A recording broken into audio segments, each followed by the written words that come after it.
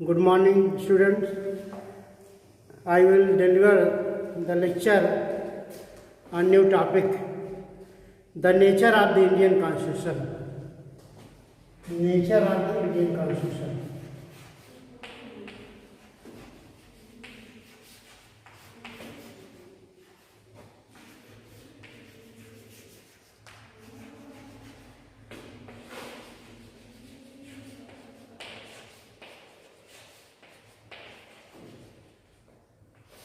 भारतीय संविधान की प्रकृति। भारतीय संविधान की प्रकृति।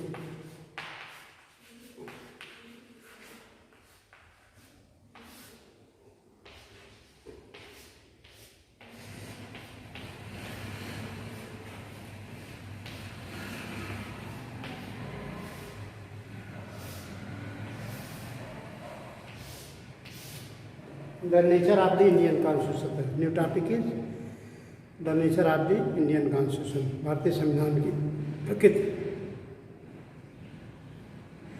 भारतीय संविधान की प्रकृति के बारे में विशास्त्रियों का एक मतभेद रहा है कि भारतीय संविधान संघात्मक है या एकात्मक। तो भारतीय संविधान की प्रकृति के बारे में कहा गया है कि भारतीय संविधान में संघात्मक तथा एकात्मक दोनों के लक्षण मौजूद हैं।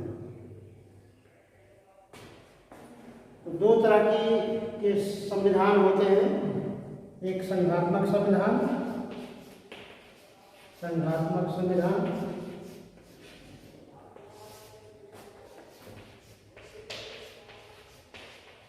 दूसरा एकात्मक संविधान।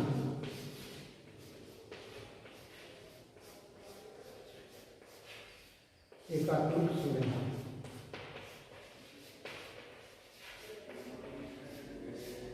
संघात्मक संविधान को फेडरल कॉन्स्टिट्यूशन कहा जाता है। फेडरल कॉन्स्टिट्यूशन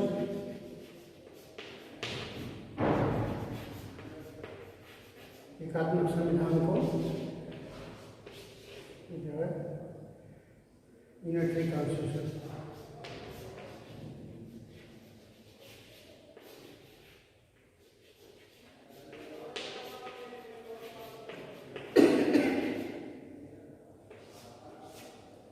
इस प्रकार से भारतीय संविधान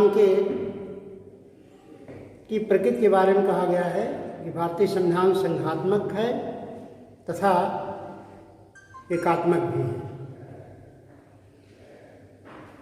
प्रश्न उठता है कि एकात्मक संविधान किसे कहते हैं। एकात्मक संविधान ऐसा संविधान होता है जिसमें सारी शक्तियाँ प्रायः एक ही सरकार में निहित होती है, जिसे केंद्रीय सरकार कहा जाता है, और प्रांतों को केंद्रीय सरकार के अधीन रहना पड़ता है। और संघात्मक संविधान ऐसा संविधान है जिसमें केंद्र तथा प्रांतों को स्वतंत्र रूप से रहकर कार्य करना पड़ता है, और दोनों एक दूसरे के सहयोग पर आधारित होती हैं, और प्रांतों को और केंद्र सरकार दोनों अलग अलग कार्य करते हैं। तो संघात्मक संविधान और एकात्मक संविधान की प्रकृति के बारे में कहा गया है कि एकात्मक संविधान ऐसा संविधान है जिसमें जो है प्रांतों को केंद्र सरकार के अधीन रहना पड़ता है, और जो है एकात्मक संविधान के अंतर्गत जो है हमेशा प्रांतों को केंद्र सरकार के अधीन रहना पड़ता है, और सारी शक्तियाँ एक ही सरकार में मिलती हैं।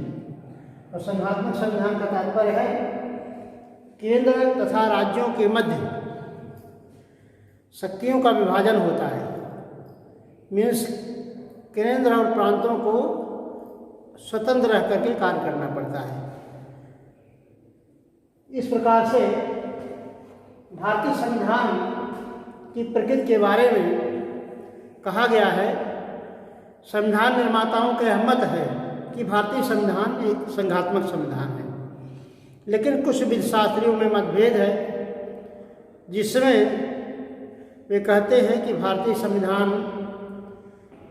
जो है न तो पूरी तरह संघात्मक है, न तो पूरी तरह एकात्मक है, क्योंकि डॉक्टर भीमराव अंबेडकर जी ने, जो प्रारूप समिति के अध्यक्ष थे, उन्होंने संविधान सभा में कहा था कि मेरे इस विचार से सभी सहमत हैं कि भारतीय संविधान संघात्मक है, फिर भी इसमें केंद्र को ऐसी शक्तियां प्रदान की गई हैं जिसके द्वारा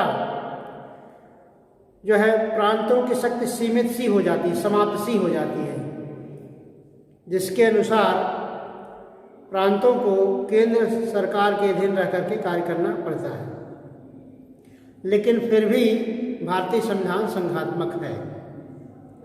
इस तरह से the question is here weather the nature of the Indian constitution is federal और यूनिटरी। तो दो तरह के विधिशास्त्री हैं, दो विधिशास्त्री ऐसे हैं जो भारतीय संविधान की प्रकृति पर जो है सवाल उठाते हैं, जिनमें केसी बियर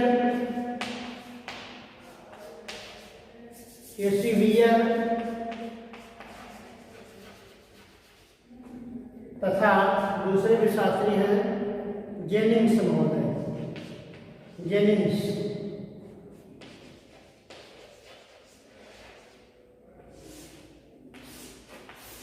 केसी बियर महोदय कहते हैं कि केंद्र तथा राज्यों के मध्य शक्तियों का आपस में विभाजन होता है और इसके द्वारा प्रांतों को केंद्र के अधीन रह करके कार्य करना पड़ता है, जिसमें प्रांत तथा केंद्र स्वतंत्र रूप से कार्य कर सकते हैं, एक दूसरे से सहयोग से कार्य करते हैं, न कि एक दूसरे के अधीन होकर के। इस प्रकार से अमेरिका के संविधान, जो कि यह संघात्मक संविधान का एक उदाहरण है, में भी संघ तथा राज्यों के मध्य शक्तियों का विभाजन किया गया है और संघ तथा राज्य एक दूसरे के स्वतंत्र होकर रूप से कार्य करते हैं।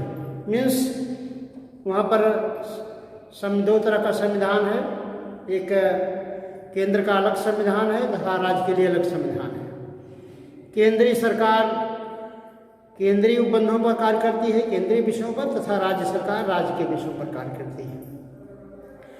तो इस प्रकार से केंद्र तथा राज्यों के मध्य शक्तियों का विभाजन किया गया है, लेकिन फिर भी वहाँ पर जो प्रांतीय विधानमंडल के सदस्य होते हैं, प्रांतीय विधानमंडल के सदस्यों द्वारा ही जो है मंत्रिमंडल के सदस्यों का चुनाव होता है। इसका मतलब यह है कि कहीं न कहीं केंद्र वहाँ पर भी प्रांत पर निर्भर है। तो इस तरह से संघात्मक संविधान होते हुए भी कहीं न कहीं एकात्मक के रूप दिखाई देते हैं, क्योंकि 1873 से 1913 तक भारतीय संविधान पूरी तरह से संघात्मक के लक्षण पूरा दिखाई देते हैं। फेडरल कॉन्स्टिट्यूशन के लक्षण दिखाई देते हैं। इसके लिए हमें भारतीय संविधान whether the nature of the Indian constitution is federal और the nature of the Indian constitution is unitary, क्योंकि according to the classification, the political scientist says that there are two types of the constitution, कि भारतीय संविधान को दो भागों में विभाजित किया गया है। पहला संघात्मक संविधान, दूसरा जो है एकात्मक संविधान। संघात्मक संविधान और एकात्मक संविधान। तो भारतीय संविधान को हमारे जो संविधान निर्माता थे संघात्मक बनाना चाहते थे, फिर भी भारत में कुछ ऐसी उपबंध दिए गए हैं जिसके अंतर्गत भारतीय संविधान जो है एकात्मक रूप धारण कर लेता है, लेकिन प्रायः सामान्य परिस्थितियों में संविधान संघात्मक ही बना रहता है, क्योंकि केंद्र सरकार तथा राज्य सरकार अलग अलग तथा स्वतंत्र रूप से कार्य करते हैं और दोनों एक दूसरे के सहयोग पर आधारित होते हैं, सहयोग के आधार पर कार्य करते हैं। सहयोग एवं समन्वय का भाव उसमें निहित होता है। अमेरिका के संविधान में भी कहा गया था कि एक दूसरे के अधीन होकर नहीं बल्कि सहयोग और समन्वय पर आधारित संघात्मक संविधान का सृजन किया गया है। इस तरह से भारतीय संविधान की प्रति संघात्मक है या एकात्मक, इसके लिए हमको सर्वप्रथम संघात्मक तथा एकात्मक के लक्षणों को देखना होगा कि whether the nature of constitution is federal or unitary. तो सर्वप्रथम हम संघात्मक के लक्षण देखते हैं। द इसेंशियल्स ऑफ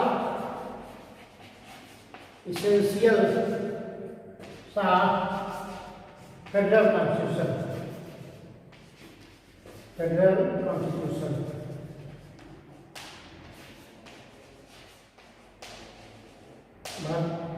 संघात्मक संविधान की आवश्यकता। पहला है शक्तियों का विभाजन, डिस्ट्रीब्यूशन ऑफ पावर्स। शक्तियों का विभाजन, शक्तियों का विभाजन, डिस्ट्रीब्यूशन ऑफ पावर।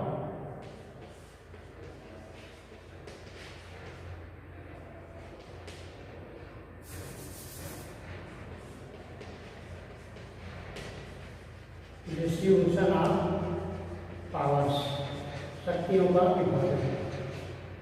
दूसरा लक्षण है सुप्रीमेसी ऑफ कॉन्स्टिट्यूशन, संविधान की सर्वोच्चता। संविधान की सर्वोच्चता।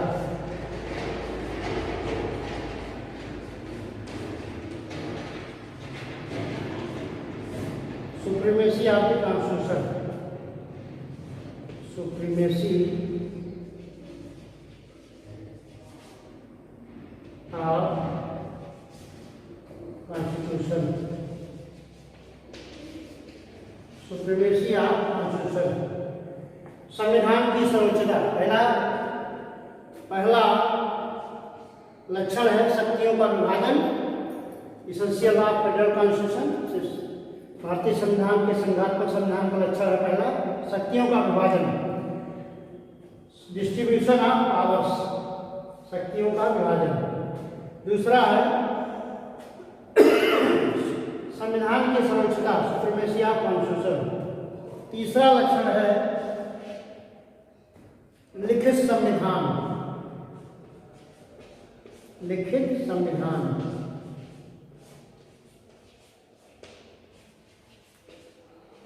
जिसको हम रिटन कॉन्स्टिट्यूशन कहा जाता है, रिटन कॉन्स्टिट्यूशन, रिटन कॉन्स्टिट्यूशन।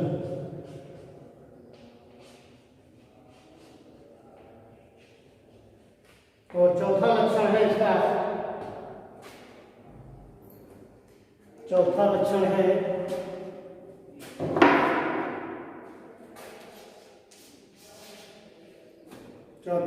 है रिजिडिटी एंड फ्लेक्सिबिलिटी,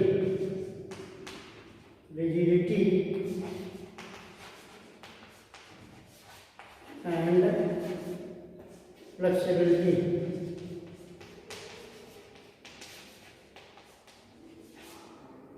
कठोर तथा इसको कहा जाता है संविधान की अपरिवर्तनशीलता या कठोर तथा लचीलापन का मिश्रण। संविधान की अपरिवर्तनशीलता, अपरिवर्तनशीलता। और पांचवा लक्षण है इसका न्यायालय का प्राधिकार, न्यायालय का प्राधिकार।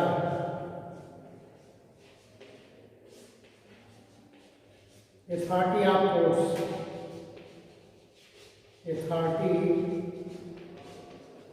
Of courts.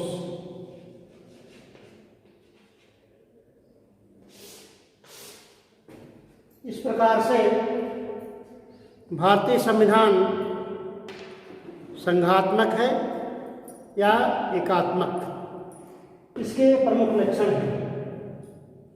पहला है शक्तियों का विभाजन, डिस्ट्रीब्यूशन ऑफ पावर्स। दूसरा है सुप्रीमेसी ऑफ द कॉन्स्टिट्यूशन, संविधान की सर्वोच्चता। तीसरा है रिटन कॉन्स्टिट्यूशन, लिखित संविधान। चौथा है रिजिडिटी एंड फ्लेक्सिबिलिटी, भारतीय संविधान की अपरिवर्तनशीलता। मीन्स भारतीय संविधान में कठोर और लचीलापन का सम्मिश्रण। और पांचवा लक्षण है न्यायालय का प्राधिकार, अथॉरिटी ऑफ कोर्ट्स।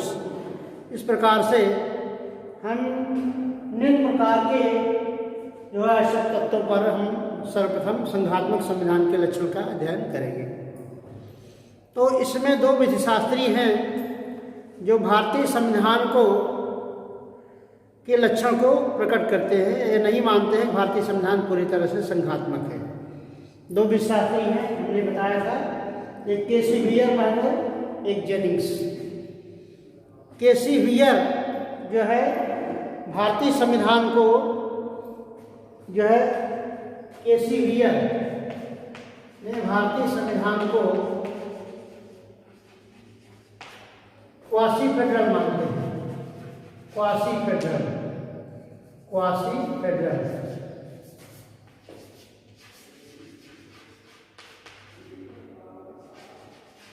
भारतीय संविधान को क्वासी फेडरल मानते हैं। क्वासी फेडरल का तात्पर्य है अर्धसंघीय, भारतीय संविधान को अर्धसंघीय मानते हैं, केसी वियर महोदय। और जेनिंग्स महोदय है, उन्होंने भारतीय संविधान को एक फेडरेशन में, जेनिंग्स महोदय क्या कहते हैं, a federation with strong centralising tendency, a federation with strong centralising tendency. Jennings महोदय का कथन है Indian constitution is federation is Indian constitution is federation with strong centralizing tendency, strong centralizing tendency।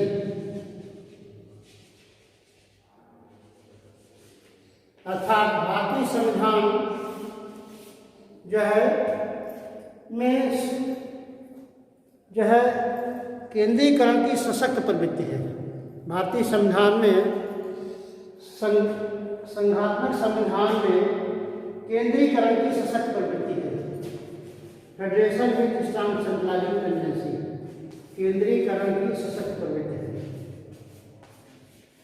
Bharat का जो संघवाद है उसमें केंद्रीकरण की सशक्त प्रवृत्ति है।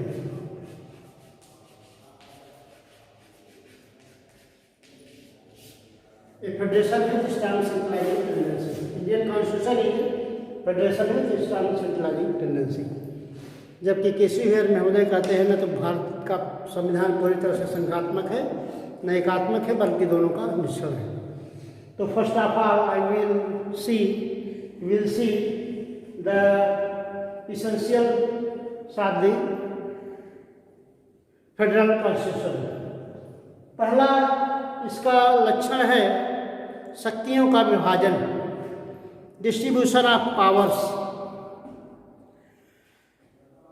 शक्तियों का विभाजन संघात्मक संविधान का परम आवश्यक तत्व है। The distribution of powers is a essential features of the federal constitution. तो शक्तियों का विभाजन भारतीय संविधान का एक प्रमुख लक्षण है। भारतीय संविधान, क्योंकि इसमें केंद्र तथा राज्यों के मध्य शक्तियों का विभाजन होता है। There is distribution of powers between the central and state government. तो शक्तियों का विभाजन भारतीय संविधान का प्रमुख लक्षण है और दोनों सरकारें, चाहे संघ की सरकार हो या केंद्र की सरकार हो, दोनों स्वतंत्र रूप से कार्य करती हैं और इसमें सहयोग और समन्वय पर आधारित शासन चलता है। दोनों सरकारें एक दूसरे से स्वतंत्र रूप से कार्य करती हैं और प्रांतों को केंद्रीय सरकार के जो है अधीन रहना पड़ता है और दोनों एक दूसरे से स्वतंत्र रूप से कार्य करती हैं। क्योंकि प्राय हमारा संविधान संघात्मक ही अवस्था में रहता है और संघात्मक संविधान में केंद्र तथा राज्यों के मध्य विषयों का बंटवारा होता है और दोनों स्वतंत्र रूप से रह करके अलग अलग कार्य करते हैं। और केंद्र को केंद्र सूची के विषय पर कानून बनाना पड़ता है तथा राज्य को राज्य सूची के विषय पर कानून बनाना पड़ता है। सामान्य परिस्थिति में हमारा संविधान संघात्मक ही रहता है क्योंकि जो शक्तियों का विभाजन हमारे संविधान में किया गया है और यह जो है सहयोग पर आधारित होता है और दोनों एक दूसरे से स्वतंत्र रूप से कार्य करते हैं। इस प्रकार से शक्तियों का विभाजन केंद्र तथा राज्य के मध्य किया गया है। क्योंकि भारत में 3 सूची भारतीय संविधान में नियुक्त की गई है, केंद्रीय सूची, राज्य सूची और समवर्ती सूची।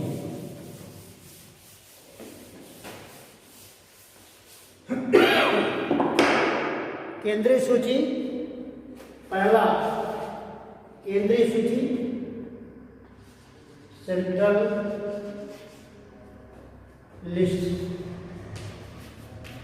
जिसको केंद्रीय सूची कहा गया है, समूह सूची या केंद्रीय सूची। केंद्रीय सूची। दूसरा है राज्य सूची।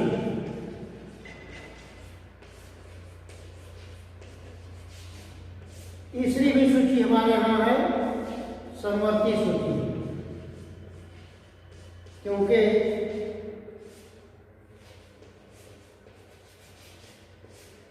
केंद्रीय सूची, राज्य सूची को स्टेट लिस्ट कहा जाता है और समवर्ती सूची को कंकरेंट लिस्ट कहा जाता है। Concurrent list.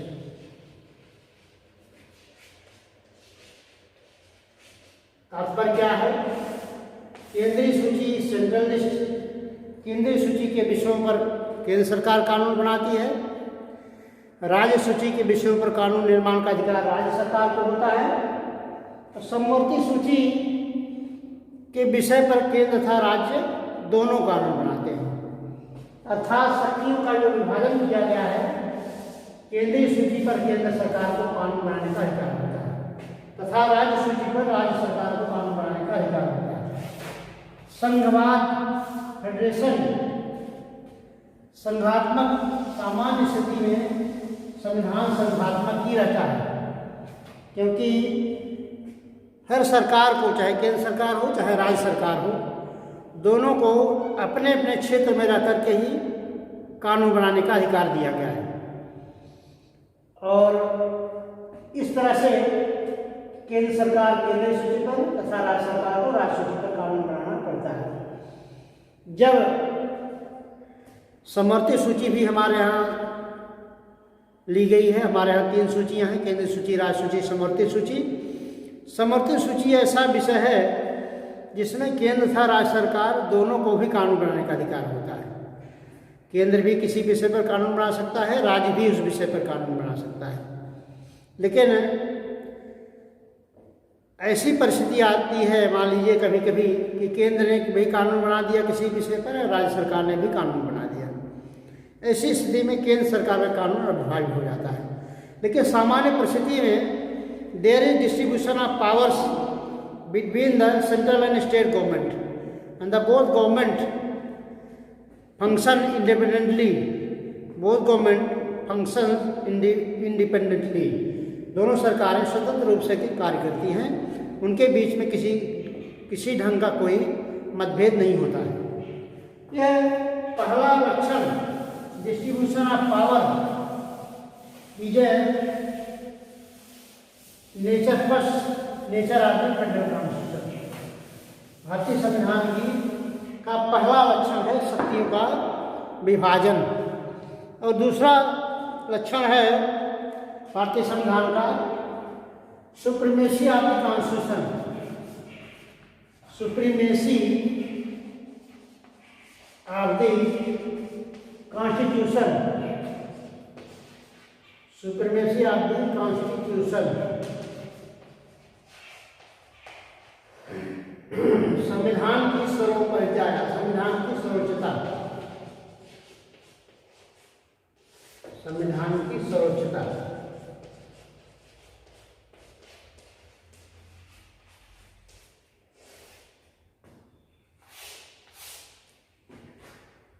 भारतीय संविधान की सर्वोच्चता भारतीय संविधान का, संघात्मक संविधान का दूसरा प्रमुख लक्षण है। भारतीय संविधान के अंतर्गत सरकारों का, भारतीय संविधान के अंतर्गत सरकार के 3 अंग होते हैं। भारतीय संविधान के अंतर्गत जो 3 अंग हैं सरकार के, कौन कौन से हैं? विधायिका।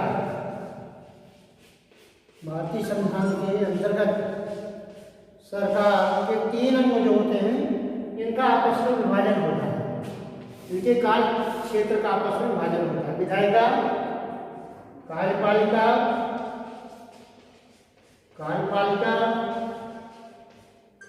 विधायिका, लेजिस्लेचर,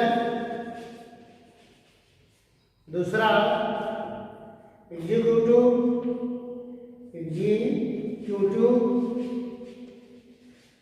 एंड थर्ड जो है संगठन क्या है? थर्ड है जुडिशरी।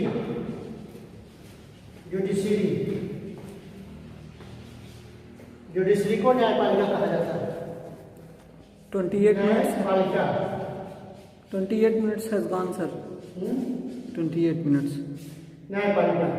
इस तरह से सरकार के 3 अंग हैं, विधायिका, कार्यपालिका तथा न्यायपालिका। ये सरकार के 3 अंग हैं, और तीनों अंग जो है संविधान के अंतर्गत ही अपना कार्य करते हैं। इस तरह से सुप्रीमेसी संविधान को दी गई है, सर्वोच्चता संविधान में निहित है, अर्थात भारतीय संविधान सर्वोच्च है।